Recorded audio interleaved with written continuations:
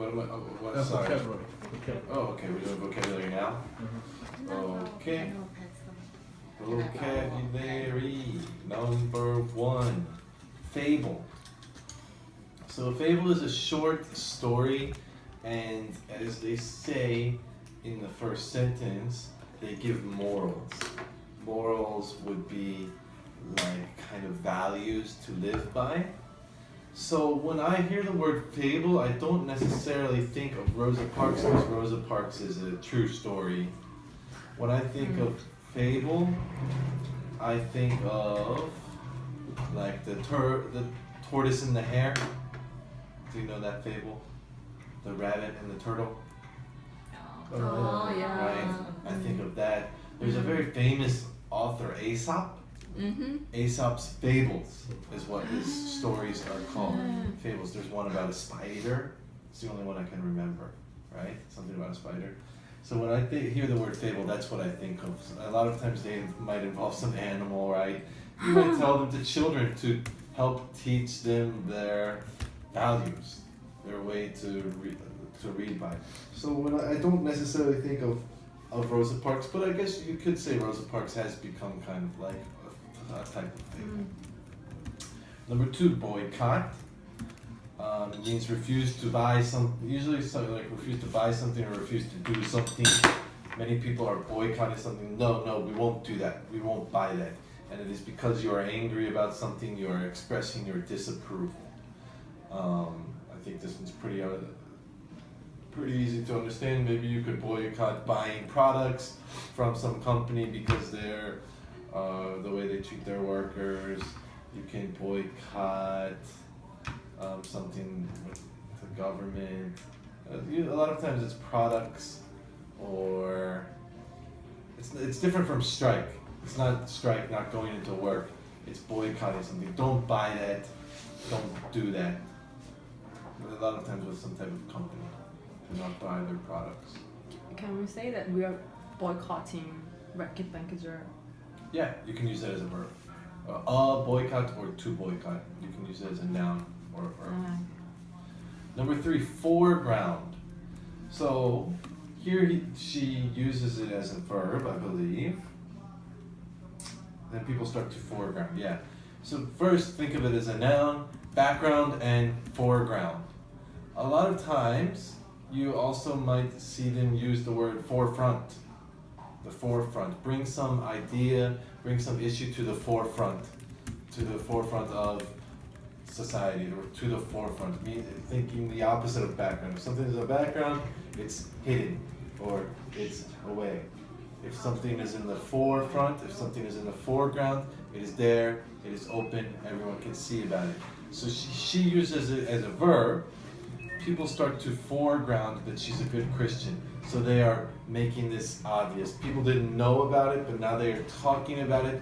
To foreground means to bring to the foreground, to bring to attention, to publicize, to show people, to tell people, to foreground.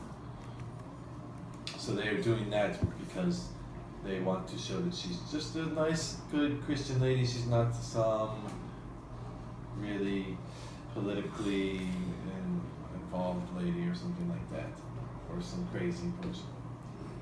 Number 4, seamstress. A woman, seamstress implies that it is a woman who is doing the sewing. She can fix your garment. Even in the factories, they will have seamstresses, right, who are making the clothing. She can fix the clothing.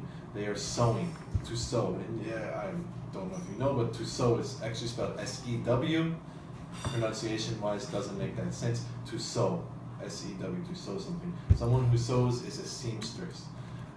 Because of the Thai business, I did not know what is a man who does this job. For some reason, it may be a little bit sexist, but you just associate many people don't know. We had to research what is it called, a seamster. So a man who does it is called a seamster. A woman who does it is called a seamstress. So a lot of people know the word seamstress, but they might not know the word seamster. Me, for example, I didn't know the word seamster. Maybe I did not assume it's always women, just I didn't know that word. I think a lot of people might not know that word actually. Number 5, wantedly. Wantedly. This just means kind of normal, usual, grown out of habit, accustomedly. Wantedly comes from the word wanted. I think personally it is more used as an adjective, wanted, than an adverb, wantedly. But it is established out of a habit, right? If someone walks with a wanted slowness, you know, that is their habit, that is their style. They are always walking very slow. So wantedly, let me see where she uses it. Refused to wantedly traditions. So these traditions are very established. So it's a little bit repetitive to say wantedly traditions. It's traditional, of course, it's established. To wantedly traditions of segregated sitting. These are traditions that have been established and have been there for a long time. So those two words, it sounds to me actually a little bit repetitive, kind of same meaning, but sometimes you emphasize stuff. And the next word, metaphor. I'm hoping that you guys kind of understand this word. It's a little difficult to explain. A metaphor. It's when one thing stands for another thing, when one thing means something else. Many times books or songs will use a metaphor. There's other types of words that go along with metaphor, simile, or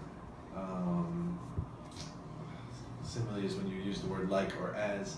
A metaphor. If I give an example of, you know, the basketball team and the coach and the leader, but I make it a metaphor for our company. The boss is the coach.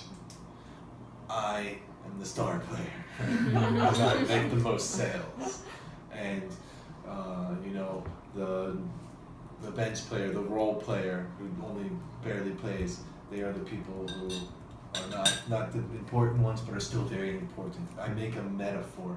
I'm giving one word or phrase or object or idea and making it stand for, making it represent something else. It's not literal, but it is suggesting some type of comparison to something else. A lot of times in books, songs, there's some metaphor, you know. I'm hoping you can understand that one. Chastise is the last one, and this is a verb that means to really chastise, to really criticize, to scold, reprimand.